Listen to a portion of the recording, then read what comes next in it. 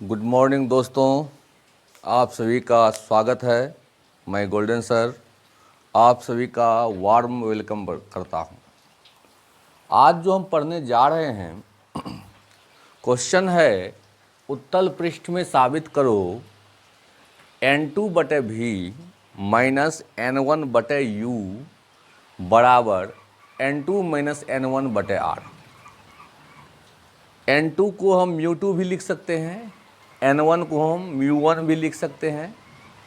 इससे पहले जो है हम अवतल पृष्ठ में साबित किए हैं इसी फॉर्मूला को, और आज हम उत्तल पृष्ठ में फॉर्मूला ये साबित करने जा रहे हैं। तो दोस्तों नमस्कार, आप लोग ध्यान से इस फॉर्मूला को देखिएगा। यह एग्ज़ाम में आता है, बहुत ही इम्पोर्टेंट है, और इसे आप लोग ध्यान से समझिएगा तो ये आपको बहुत ही इजी लगेगा। ठीक है, अवतल पृष्ठ में आपको हम प्रूव कर चुके हैं, उत्तल पृष्ठ में प्रूव करने जा रहे हैं। इसे ध्यान से देखें और चित्र बना लें। ये जो देख रहे हैं S1 S2, ये एक उत्तल पृष्ठ है।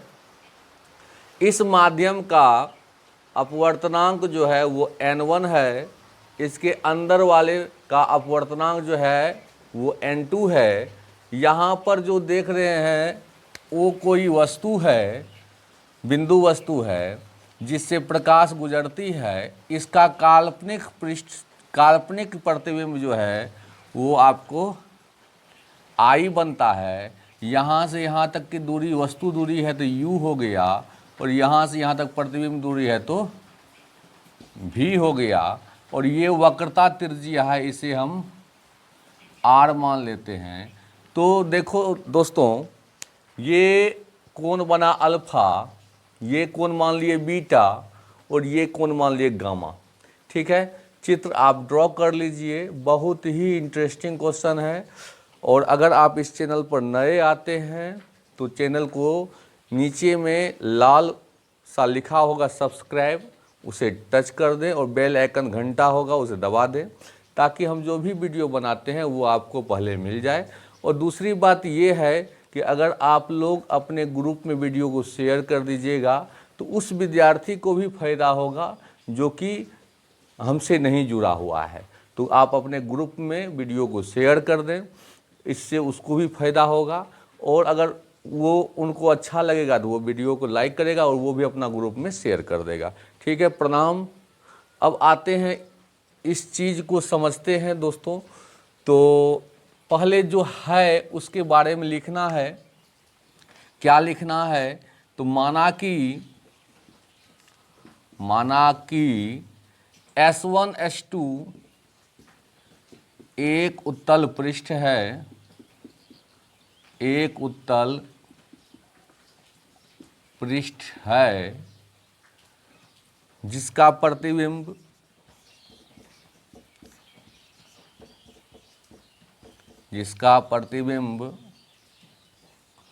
I है। ये बिंदु जो है इसको S1 मान लेते हैं। तो इस बिंदु पर जो है C से बिंदु S1 पर लंब डाला। ठीक है दोस्तों, C से S1 पर लंब डाला। तो अब जब लंब डाले, अभिलंब जिसे कहते हैं, अभिलंब डाला, तो अब जो ये कोण आपतित किरण, ये हुआ आपतित किरण, इसके द्वारा जो बना कोण ये हुआ, इसे हम कह देंगे I। ठीक है, और ये जो कोण देख रहे हैं दोस्तों, ये अपवर्तित किरण के द्वारा होना है, इसे हम कहेंगे R। ठीक है दोस्तों, ध्यान से देखिएगा। ये आपतित किरण और अभिलंब के बीच का कोण बना है, आपतन कोण हुआ, उसे हम I कहते हैं। और ये अपवर्तित किरण हुआ, डॉट डॉट करके जो किए हैं वो अपवर्तित किरण हुआ, और ये जो लंब डाले हैं उसे अभिलंब कहते हैं। उस दोनों के बीच का कोण जो हुआ उसे हम लोग अपवर्तन कोण कहते हैं, जिसे हम R से डिनोट करते हैं। ये पूरा कोण I हो गया, और ये पूरा कोण डॉट डॉट वाला लाइन, और आपको ये नॉर्मल जो है उसके बीच का कोण जो है वो R हो गया। ठीक है, तो लंब डाला, अब तो क्लियर हो गया कि ये कोण कितना है दोस्तों, ये आई है पूरा, और ये कोण कितना है दोस्तों, वो आर है। ठीक है, अब आप लोग को इसका जो प्रूफ है फुल्ली आपको गणितीय रूप में प्रूफ है दोस्तों, इसलिए ध्यान से देखिएगा। और दोस्तों अगर आप लोग वीडियो को देखते हैं तो कॉपी कलम लेके ज़रूर बैठें और उसे लिखते जाएं, तो बहुत फ़ायदेमंद होगा दोस्तों। शुरू से अंत तक देखें वीडियो और उसे लिखते जाएं। ठीक है दोस्तों, अब देखिए, अब त्रिभुज OS1 OS1C में OS1C में ये कोण जो है ये हुआ बाह्य कोण। तो बाह्य कोण जो होता है दोस्तों वो दो अंतः कोणों के योगफल के बराबर होता है। OS1C में I बराबर, I है बाह्य कोण, बाहरी कोण है, तो ये जो बाह्य कोण होता है वो दो अंतः कोणों के योगफल के बराबर होता है। तो I बराबर क्या हो जाएगा, अल्फा प्लस गामा। त्रिभुज OS1C में बाह्य कोण हुआ I बराबर अल्फा प्लस गामा। ठीक है दोस्तों, त्रिभुज IS1C में तो उसमें बाह्य कोण क्या है, R है, R बराबर हो जाएगा बीटा प्लस गामा। ठीक है दोस्तों, इसे लिख लीजिए।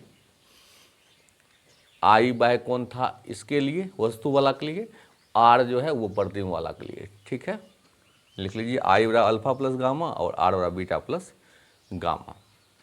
मिटा देते हैं इसको दोस्तों। याद रखना है I बराबर, लिखते जाइएगा कॉपी में दोस्तों तो अच्छा रहेगा, आपको बहुत फायदा होगा और एग्जाम में आता है दोस्तों। आप देख लीजिए क्वेश्चन बैंक उलट करके, ये क्वेश्चन आता है। तो I बराबर अल्फा प्लस गामा हो गया और R बराबर बीटा प्लस गामा हो गया। स्नेल के नियम से, स्नेल के नियम से जब वस्तु बहुत छोटा रहता है दोस्तों, वस्तु बिंदु वस्तु रहे, स्नेल के नियम से डायरेक्ट हम ऐसे लिख सकते हैं, सेकेंड माध्यम का अपवर्तनांक बटे फर्स्ट माध्यम का अपवर्तनांक बराबर आपतन कोण बटे अपवर्तन कोण। सेकेंड माध्यम का अपवर्तनांक था N2 बटे फर्स्ट माध्यम का अपवर्तनांक क्या है, N1, जिस माध्यम में प्रकाश जा रही है उस माध्यम का अपवर्तनांक बटे जिस माध्यम से प्रकाश जा रही है उस माध्यम का अपवर्तनांक, अब बराबर में आपतन कोण अब बटे अपवर्तन कोण। ऐसे साइन I बटे साइन R होता है, तो साइन I बटे साइन R के बदला में जब I और R बहुत छोटा रहता है ना, उस स्थिति में साइन I के बदला में हम I लिख सकते हैं और साइन R के बदला में R लिख सकते हैं। तो अब दोस्तों I और R का मान अभी हम थोड़ा देर पहले निकाले हैं, उस मान को इसमें बैठाते हैं। तो N2 बटे N1 बराबर I का मान आपको आया था अल्फा प्लस गामा और R का मान आया था बीटा प्लस गामा। अब इसको क्रॉस मल्टीप्लिकेशन कर दीजिए और इसको लिखते जाइए दोस्तों, अच्छा रहेगा आप लोग के लिए। क्रॉस अब इसका अभी काम तो नहीं है, इसको मिटा देते हैं थोड़ा सा। तो क्रॉस मल्टीप्लिकेशन करेंगे तो क्या होगा, N2 बीटा प्लस गामा, इधर से N1 अल्फा प्लस गामा। अब इसको अंदर जब गुना कर देंगे तो क्या हो जाएगा, N2 beta plus N2 gamma बराबर N1 alpha plus N1 gamma. Gamma वाला को एक साइड कर लेते हैं दोस्तों और अल्फा बीटा वाला को एक साइड कर लेते हैं, तो क्या होगा, N2 beta minus N1 alpha बराबर, ये जो है गामा है उसको उधर ले जाएंगे तो क्या होगा, N1 गामा अब माइनस में N2 गामा। इस दोनों में गामा कॉमन है तो क्या लिखेंगे, N1 माइनस N2 गामा। तो ये रिजल्ट जो आया दोस्तों इसे हम लिख लेते हैं यहाँ पर, ये रिजल्ट आपको काम देगा।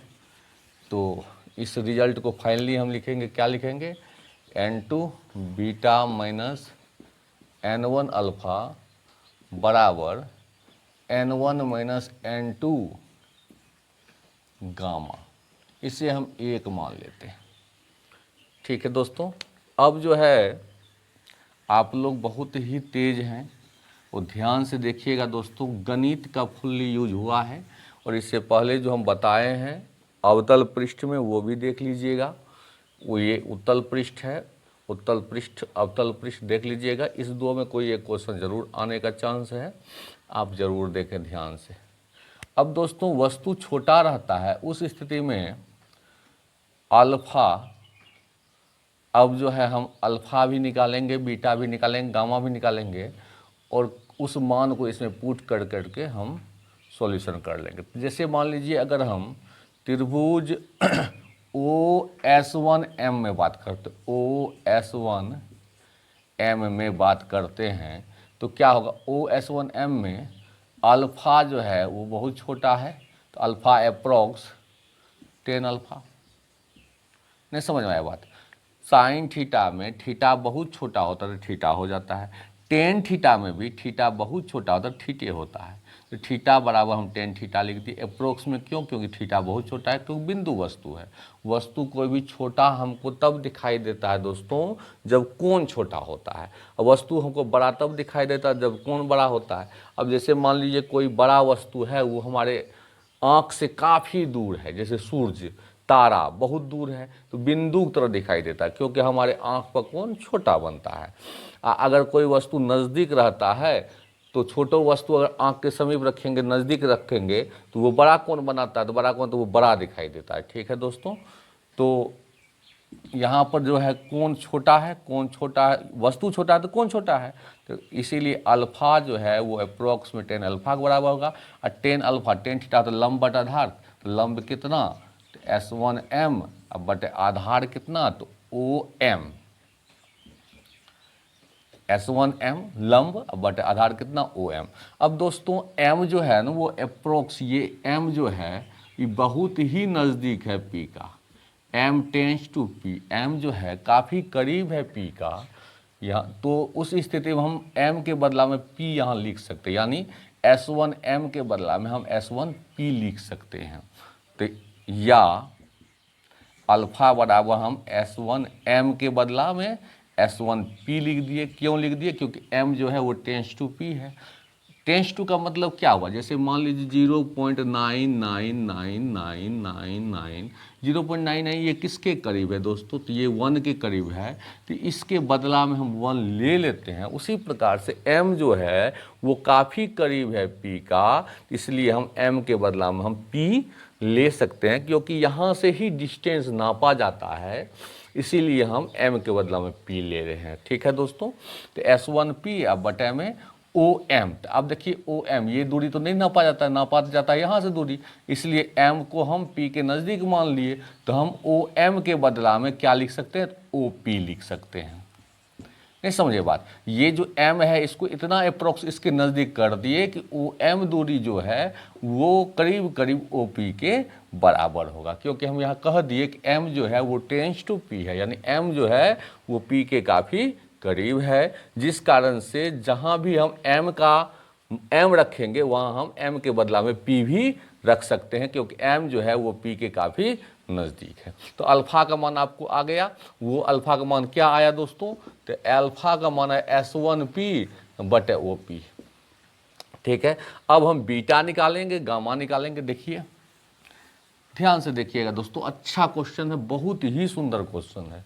अब देखिए बीटा का अगर हम मान निकालेंगे तो किसमें निकालेंगे, IS1M में, त्रिभुज IS1M में अगर हम बीटा निकालेंगे तो बीटा भी छोटा है, तो बीटा अप्रोक्स 10 बीटा, और इसका जो होता है मान लंब बटा आधार होता है, तो लंब कितना, तो S1M, अब बटे में आधार कितना, तो IM।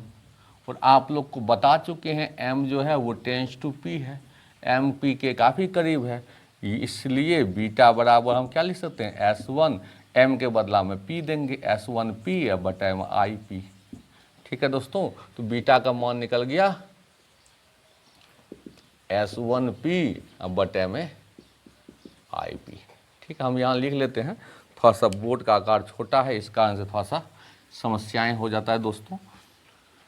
अच्छा, गामा। अब त्रिभुज इसमें बात करते हैं। त्रिभुज S1MC में गामा जो है वही वो भी काफ़ी छोटा है, तो 10 गामा लिए और 10 गामा लिए, 10 गामा हुआ लंब यानी S1M, अब बटा में MC।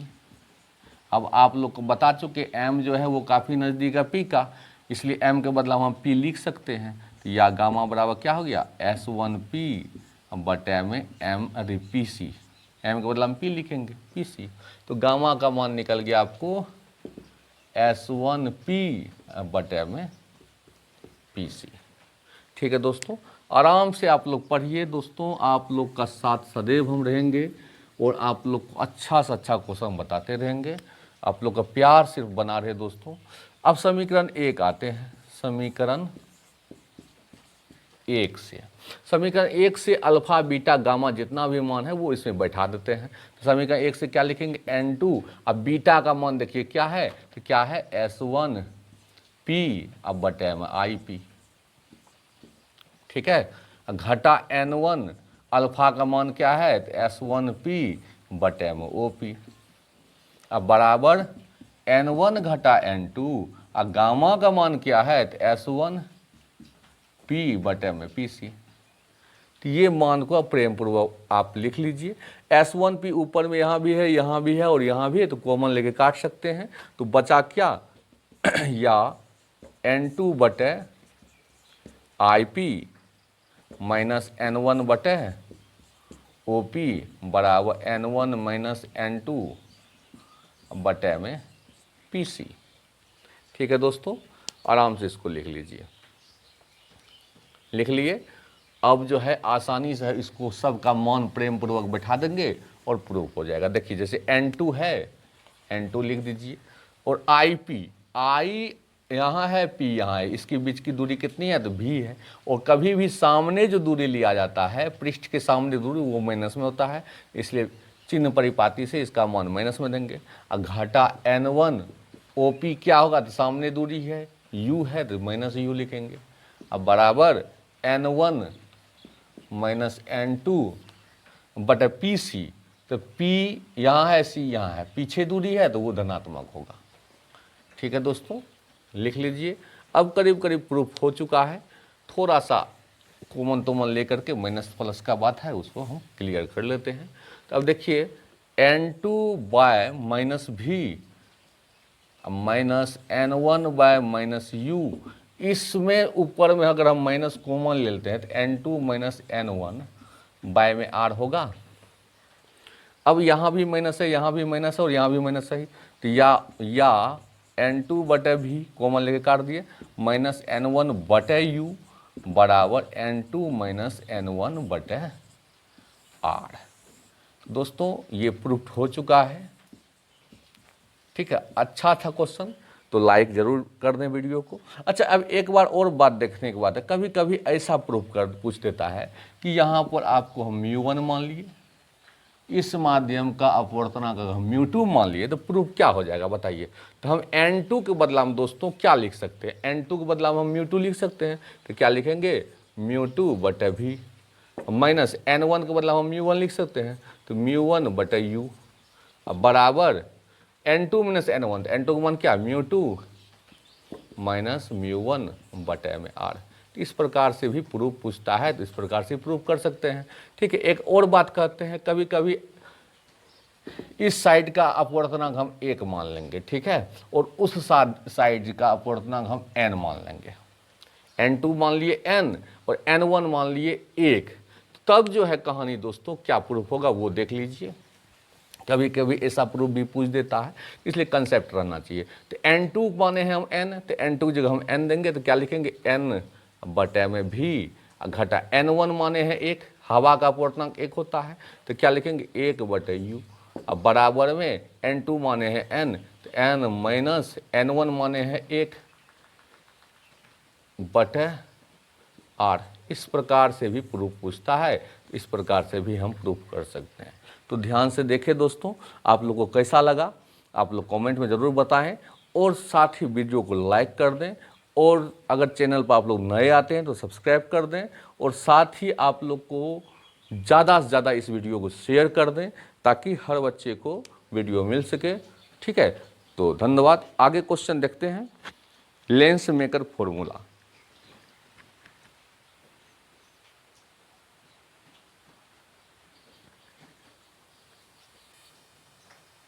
ठीक है दोस्तों, तो देखते हैं लेंस मेकर फॉर्मूला। बहुत ही सुंदर क्वेश्चन है और ये भी कई बार एग्जाम में आता है दोस्तों, और इसे आप लोग ध्यान से देखें, कॉपी कलम लेकर बैठें और इसे ध्यान से समझें। ठीक है, नमस्कार। आप लोग को ध्यान से ये देखना है कि ये चित्र पहले हम बनाएंगे। एक जो है हम पतला लेंस लेंगे,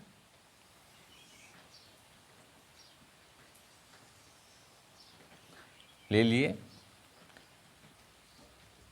इसका द्वारक ये हुआ डॉट डॉट लाइन, इस छोर से इस छोर को हम लोग क्या कहते हैं, लेंस का द्वारक कहते हैं। ठीक है, अब जो है मान लीजिए आप यहाँ पर ओ कोई वस्तु है, यहाँ से इस पर किरण आपतित होती है और जो अपवर्तित हो करके यहाँ पर मान लीजिए आ गया, ये आपको आई हो गया। ठीक है दोस्तों, और ये जो किरण देख रहे हैं ये अपवर्तित होकर यहाँ जो गया है, वाजिब में आपको जब हम इस पृष्ठ की बात करते हैं तो उस स्थिति में प्रतिबिंब जो है आपको यहाँ काल्पनिक बन जाता है। यहाँ दो द्विउत्तल है, एक ये पृष्ठ है, एक ये पृष्ठ है।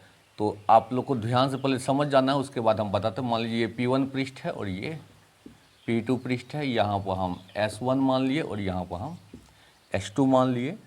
ये वस्तु है तो ये वस्तु दूरी है तो ये U हो गया, और इस वस्तु का पहले पृष्ठ यानी ये जो देख रहे हैं S1 P1 S2 पहले पृष्ठ द्वारा बना प्रतिबिंब जो है वो I डैश है, जिसका दूरी हम लोग V डैश मान लिए।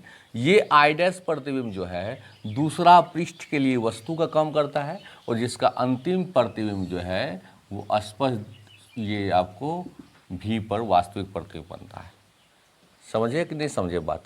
देखिए O बिंदु वस्तु है, ये लेंस से जो है U दूरी पर है, ये वस्तु जो है पहला पृष्ठ के लिए तो वस्तु है, और इसका प्रतिबिंब जो है वो I डैश बनता है पहला पृष्ठ से। इसे हम द्विउत्तल लेंस कहते हैं। क्या कहते हैं? द्विउत्तल। S1 P1 S2 एक पृष्ठ है, दूसरा है S1 P2 S2 दूसरा पृष्ठ है। ये द्विउत्तल लेंस है। इस माध्यम का अपवर्तनांक हम N1 या μ1 लिख सकते हैं, और इस माध्यम का अपवर्तनांक जो है वो भी N1 या μ1 लिख सकते हैं, और लेंस का अपवर्तनांक जो है वो आपको N2 या μ2 लिख सकते हैं, N2 या μ2 लिख सकते हैं। क्लियर दोस्तों? चित्र आप आसानी से बना लीजिए और उसके बाद 2-4 लाइन लिखना है, उसके बाद प्रूफ करना है। ठीक है दोस्तों, ध्यान समझिएगा। ओ जो है वस्तु है, और इस वस्तु का काल्पनिक प्रतिबिंब जो है I डैश है। ये I डैश दूसरा पृष्ठ के लिए वस्तु काम करता है, और जिसका अंतिम प्रतिबिंब I पृष्ठ से भी दूरी बनता है। ठीक है, चलिए लिख लिए। अब जो है इसमें हम 1-2 लाइन लिखते हैं। माना कि इसका नाम L दे देते हैं लेंस का। माना कि L एक द्विउत्तल लेंस है, द्विउत्तल लेंस है। माना कि L एक द्विउत्तल लेंस है जिससे U दूरी पर O कोई बिंदु वस्तु है, O कोई बिंदु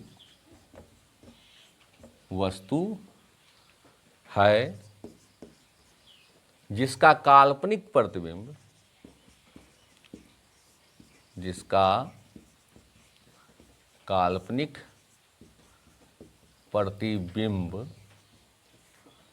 I डैश पृष्ठ से V डैश दूरी पर बनता है, पृष्ठ से भी डैश दूरी पर बनता है। लिख लिए, कितना दूरी बनता है, भी डैश दूरी बनता है। यह प्रतिबिंब दूसरे पृष्ठ के लिए, दूसरा पृष्ठ ये हुआ, दूसरे पृष्ठ के लिए वस्तु का काम करता है, वस्तु का काम करता है, जिसका अंतिम प्रतिबिंब, जिसका अंतिम प्रतिबिंब, जिसका अंतिम प्रतिबिंब जो है आई पृष्ठ से भी दूरी पर बनता है। ठीक है, इतना लिख लीजिए, लिख लिए, वीडियो रोक करके लिख लीजिए दोस्तों। अच्छा क्वेश्चन, बहुत सुंदर क्वेश्चन है बेटा। तो लेंस में का फॉर्मूला जो है हर साल इस समझिए कि आता ही है, कोई कोई बार नहीं आता एग्जाम में, लेकिन बहुतों बार पूछा है। आप क्वेश्चन बैंक देख लीजिए उलट करके, बहुतों बार एग्जाम में पूछा है, इसलिए प्रैक्टिस जरूर कर लें तो क्लियर हो गया। एक और बात मानना पड़ेगा, पुनः माना कि पहला पृष्ठ यानी S1 P1 S2, पहले पृष्ठ की वक्रता त्रिज्या R1 तथा दूसरे पृष्ठ की वक्रता त्रिज्या R2 है। इतना लिख लेना है। अब आप लोग पॉइंट पाइए। ठीक है, अभी जस्ट एक फॉर्मूला हम प्रूव किए हैं, चाहे उत्तल पृष्ठ रहे या अवतल पृष्ठ रहे, उसके लिए एक फॉर्मूला है, सूत्र, इसे हम अपवर्तन का सूत्र कहते हैं और इसे दिमाग में आप लोग को रखना है। प्रूफ अभी जस्ट किए हैं, N2/V माइनस N1/U बराबर N2 माइनस N1/R। पहला पृष्ठ का वक्रता त्रिज्या हम R1 माने हैं, दूसरा का R2 माने हैं। ध्यान से देखिएगा। अब दोस्तों पहले हम पहला पृष्ठ लेते हैं, पहले पृष्ठ में। ठीक है, इसे हम पहले पृष्ठ में जब हम शुरू करते हैं तो पहले पृष्ठ में क्या कहानी होगा, पहले पृष्ठ में, तो पहले पृष्ठ में बात अगर करेंगे तो पहला पृष्ठ के लिए वस्तु कौन है, O है, और प्रतिबिंब कौन है, I डैश है। पहला पृष्ठ के लिए वस्तु O है, प्रतिबिंब I डैश है। दूसरा पृष्ठ के लिए वस्तु जो है I डैश है, प्रतिबिंब जो है वो I है। ठीक है, तो पहले पृष्ठ के लिए वस्तु कौन है, O है, और प्रतिबिंब कौन है, I डैश है। तो ये तो क्लियर हो गया। अब I डैश प्रतिबिंब जो है वो किस माध्यम में है, दिखाई दे रहा है ये यहाँ पर, लेकिन ओरिजिनल में जो है ये आपको N2 माध्यम में है। ओरिजिनल में वो N2 माध्यम है, लेकिन दिखाई जो है दे रहा है वो N1 में। जैसे हम लोग बाल्टी में पानी भर दें, उसमें सिक्का दे देते, सिक्का क्या होता है, ऊपर उठ जाता है, लगता है कि ऊपर उठा हुआ, लेकिन ऊपर उठा थोड़े रहता है, ऊपर उठा नहीं रहता है। ठीक है, तो पहला पृष्ठ की बात अगर करते हैं तो पहला पृष्ठ में प्रतिबिंब कहाँ पर है, किस माध्यम में, तो N2 में। तो पहले हम लेते हैं प्रतिबिंब का अपवर्तनांक, तो क्या लेंगे, N2। अब बटे प्रतिबिंब दूरी, देखिए फॉर्मूला के अनुसार से प्रतिबिंब दूरी कितना, तो V dash, N2/V dash, minus फिर क्या लेंगे, वस्तु जिस माध्यम में उसका अपवर्तनांक, तो वस्तु किस माध्यम में, N1 में है, तो N1/, वस्तु दूरी यानी U, अब बराबर दोनों के अपवर्तनांक का अंतर, N2 घटा N1, अब बटे में पहला पृष्ठ का वक्रता त्रिज्या, तो क्या है, R1। इसे हम 1 मान लेते हैं। ठीक है, अब दूसरा पृष्ठ के लिए बात करते हैं। दूसरे पृष्ठ में फिर से समझ जाइए, देखिए पहले हम लेंगे प्रतिबिंब का अपवर्तनांक, तो प्रतिबिंब ये वस्तु है, ये प्रतिबिंब है, ये कहाँ पर है, ये दिखाई यहाँ देते, लेकिन ओरिजिनल में कहाँ पर है, तो N2 में है। तो N2 प्रतिबिंब दूरी कितना, तो V डैश, घटा वस्तु ये है, ये किस माध्यम में है, तो रियल में है, तो यहाँ पर है N1, अब बटे में क्या u, अब बराबर दोनों के अपवर्तनांक का अंतर, अब बटे में पहला पृष्ठ का वक्रता त्रिज्या यानी r1। उसी सूत्र से अब दूसरा पृष्ठ में अगर बात करते हैं, दूसरा पृष्ठ में वस्तु कौन है, तो i डैश बन गया वस्तु। दूसरा पृष्ठ में वस्तु कौन बन गया, i डैश। इसका प्रतिबिंब कौन बन गया, i। कहाँ पर बना, तो n1 माध्यम में, तो क्या लिखेंगे n1 बटे में कितना v, पहले प्रतिबिंब जिस माध्यम में बना उसका अपवर्तनांक बटे प्रतिबिंब दूरी, घटा इस प्रतिबिंब के लिए वस्तु कौन है, तो i डैश। कहाँ पर है, तो n2 में, तो घटा में n2, अब बटे में कितना दूरी पर दिखाई दे रहा है, तो v डैश दूरी पर, अब बराबर दोनों के अपवर्तनांक अंतर, तो n1 घटा n2, अब बटे में दूसरा पृष्ठ का वक्रता त्रिज्या यानी r2। इसे हम 2 मान लेते हैं।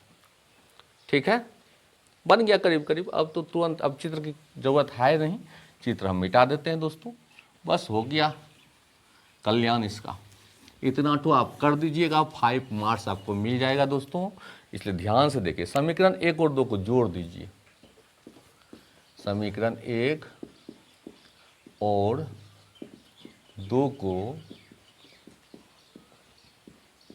जोड़ने पर, तो 1 और 2 जब दोनों को जोड़ेंगे तो देखिए आप लोग इसका LHS, इसका LHS से जोड़िएगा, तो n1 बटे सॉरी पहले n2 बटे v डैश, n2 बटे v डैश माइनस n1 बटे u, अब प्लस फिर n1 बटे v माइनस n2 बटे v डैश बराबर n2 माइनस n1 बटे r1, अब प्लस में n1 माइनस n2 बटे में r2। लिख लीजिए दोस्तों, अच्छा क्वेश्चन है। अब देखिए n2 बटे v डैश प्लस में और ये माइनस में कट गया, ये दोनों में n1 कॉमन है, कॉमन ले लीजिए, तो 1/v घटा में 1/u बराबर n2 माइनस n1 बटे r1। इस दोनों में माइनस कॉमन अगर हम ले लेते हैं यहाँ पर, तो क्या हो जाएगा, ये आगे हो जाएगा और ये पीछे हो जाएगा, यानी n2 माइनस n1 बटे में r2। दोनों में n2 माइनस n1 कॉमन ले लेते हैं, बचा क्या, तो 1/r1 घटा में 1/r2। ठीक है, 1/v माइनस 1/u कहलाता है 1/f। अगर आप लोग जानते हैं ठीक है ना, तो ये भी प्रूफ कर देंगे, लेंस सूत्र से कहते हैं। 1/v माइनस 1/u क्या कहलाता है, 1/f कहलाता है। ये n1 गुना है, तो इधर आएगा क्या होगा, भागा होगा, यानी n2 माइनस n1 बटे में n1 इंटू 1/r1 घटा में 1/r2। अलग अलग इसका बटे कर दीजिए, या 1/f बराबर n2 बटे n1 घटा n1 बटे n1 इंटू में 1/r1 घटा में 1/r2। ये n1 n1 कट जाएगा, और आप लोग जानते हैं n बराबर होता है n2 बटे n1। ठीक है, तो इसको हम हटा के n लिख सकते हैं, तो n माइनस 1 ये कट गया, और 1/r1 घटा में 1/r2 प्रूव्ड हो गया। ठीक है, जब n हो म्यू, n के बदला म्यू लिखेंगे तब क्या हाल होगा, 1/f बराबर म्यू माइनस 1 इंटू 1/r1 घटा 1/r2 प्रूव्ड। इसे हम लेंस मेकर फॉर्मूला कहते हैं दोस्तों, और ये एग्जाम में कई बार आता है, इसलिए ऐसे ध्यान से देखें। प्रणाम, कल हम जो है आपको वीडियो मैथमेटिक्स का देंगे, उसे ध्यान से देखिएगा। कल हम इन्वर्स ट्रिगोनोमेट्रिक फंक्शन का मिसलेनियस देंगे, और आप इस वीडियो को ध्यान से देखें और इसे ज़रूर कॉपी में लिख लें। जय हिंद।